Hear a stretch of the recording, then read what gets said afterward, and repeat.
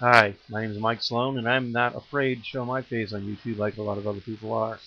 This, in fact, is a genuine Philippine Balisong, made in Balisong, Batangas, uh, island of Luzon, Philippines.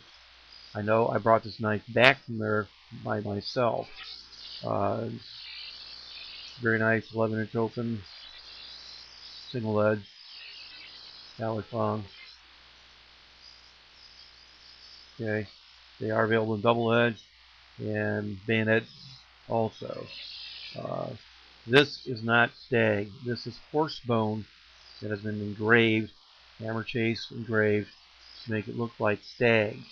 Okay, I know. I stood there and watched them doing this operation right in the barrio of Balisong, in the province of Batangas. Um, these are pretty well made knives. Uh, if you want one, let me know. Just contact me through Gmail. The address is marinmike72 at gmail.com. I am not a butterfly knife flipper, so I'm not going to start flipping this thing in front of my face here, possibly cut myself to ribbons so you can laugh at me. But that's okay. We'll do things, silly things at times. Anyway, if you're interested, contact me.